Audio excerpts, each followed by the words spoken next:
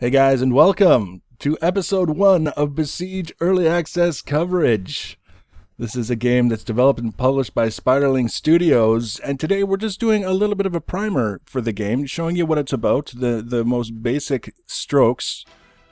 And then as this series evolves, we're going to get into more detail on all the different components and all the different methodologies and things that you can build, and giving you ideas, hopefully, and having a lot of fun. So this is sort of the tutorial map where it teaches you how to do the most basic of things, which is build a frame, put some wheels on it, and then drive that frame into some bastard's cottage because we're at war with him over something. We don't really know. Very, very simple, right? There's not even any steering on this very simple frame that we built. You can see it's steering because it's got one wheel stuck on the terrain, not because I'm doing anything to make it steer. So it basically moves forward and back, and then you're at the mercy of the terrain as to where you end up going. Very simple, very straightforward. Gives you an idea of the destruction component, that whole side of the game. And you can see after that, you have this series of maps that you progress through, and there are all kinds of different challenges, things you have to destroy. There are archers, there are, castle walls, there's all kinds of different things that you'll move through to get to the end. And then there will be other map sets that will be added to the game as it goes through. Because it is early access, it's very early in development, we're just looking at the beginnings, so to speak, but it's very popular beginnings. A lot of people are really happy with what's going on in the game so far. This map here is the sandbox map. So if you just want to go and build stuff and goof around and see how it responds to a crazy environment with, you can see there are sections going up and down into the ground. There's all kinds of spinning traps and moving things and stuff that you can try and get over with whatever you happen to build.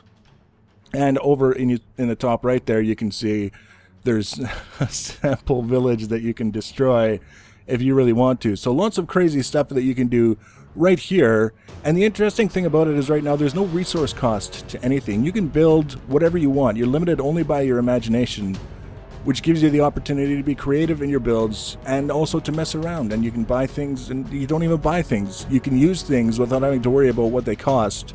And then if you don't like it, you don't feel like you wasted your money on something that you don't want to use.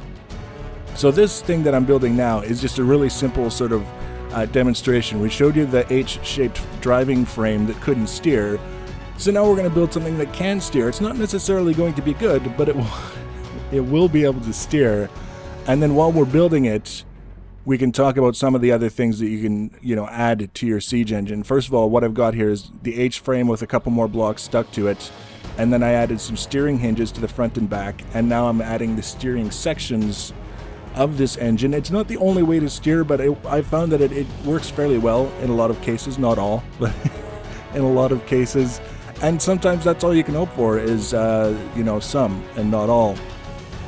Now, one of the things that is very important to remember is that it looks like we're building with just little blocks and little segments.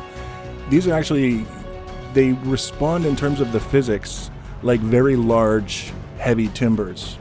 So it's very deceptive almost when you first start playing the game and you think, oh, it's just this puny little thing, it should have no problem staying together.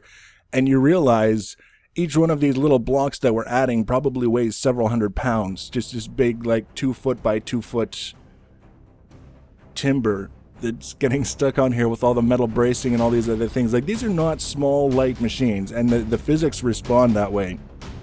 So you've got a fairly robust already selection of things that you can use to make your Siege engine move around, including flight. There's definitely some flight options. We'll kind of pan over them in a little while. There's wheels. The ones that I'm putting on now are moving wheels. They're basically motorized. When you've set your bot down and you're in action mode, so to speak, you can press forward and back and those wheels will actually turn. You don't need a special engine or anything like that. And then there are other wheels that will add that are just there to support the weight of other parts of the Siege engine, because if you leave a great big long section supported only on either end, sometimes it might want to cave in the middle, if you catch what I'm saying. So supporting in the middle, not necessarily a bad idea, but also watching some other people's videos of trying to build Siege engines, where you place the motorized wheels makes a big difference as well, because if you put them in the wrong spot, they'll tend to contribute to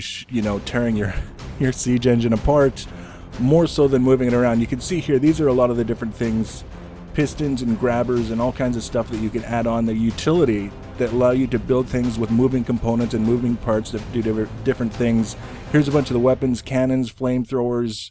We've got holders for boulders and flaming things, and we've got a plow that you can add if you have to kill a bunch of soldiers.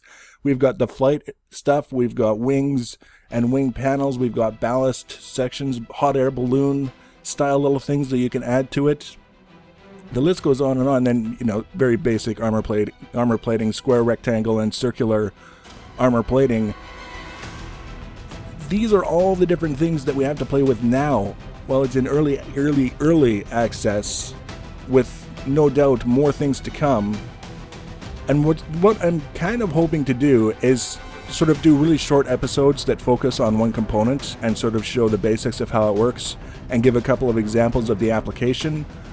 And that way it's a little bit more informative than just building stuff with these things and saying, look what I made with this guy, and then watch it blow itself up. You can see now we're driving along, but I'm turning too abruptly and it falls apart. So we got lots and lots and lots that we can cover. Like I say, this was just a quick primer to give you an idea of what's going on with the game. The next episode, like I say, we're going to pick something and we're going to go into a little more detail specifically in how it works.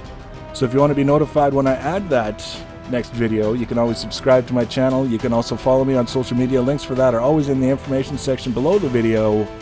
Please leave your comments and feedback. Thanks for watching, guys, and take care.